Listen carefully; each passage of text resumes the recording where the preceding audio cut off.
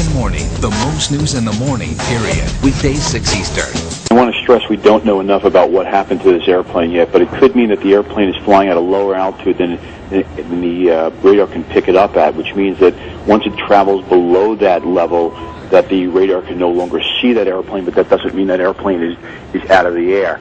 And one of the reasons that that might happen is if the airplane suffered some type of damage to it and it suffered rapid decompression, which is a loss of the breathable air for the people on board because the air is less dense at a higher altitude, they have to get that airplane down to a lower altitude while everybody's on oxygen.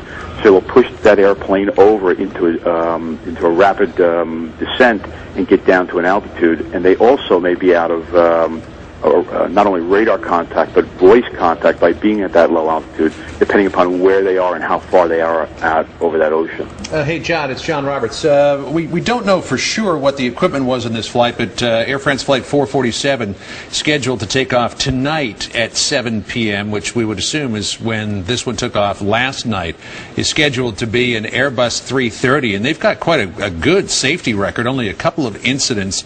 There was a test flight that crashed, killing 7 people in Toulouse, and then an Air Transat A330 ran out of fuel and had to make a dead stick landing in the Azores a few years back. But this is a fairly safe aircraft, is it not?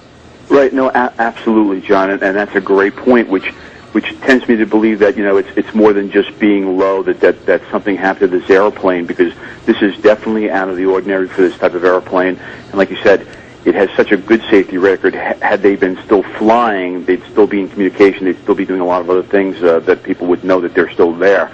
But because of the fact that they've been off radar for so long, and because of the fact that they've not been in contact with people for so long, it tells me that something more drastic might have happened to this airplane. Yeah, and we're getting word also from the Associated Press, as you mentioned, the radio contact. The Air Force said that they launched this search and rescue mission after the jet failed to make regular radio contact. This is Brazil's Air Force, and they say that they are now searching near the Brazilian island of Fernando de Noronha.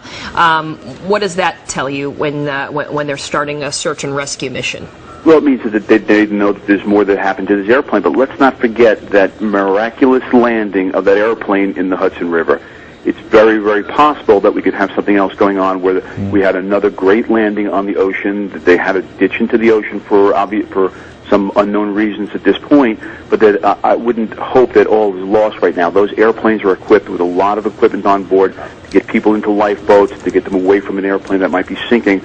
I'm not going to assume the worst right now, and I don't want anybody else, but there's a lot that they know a little bit more than we do right now, because there's absolutely nothing being reported but speculation right now. So I believe that their family should have our prayers and hopes, but I believe the government's doing everything they can by launching that search and rescue immediately.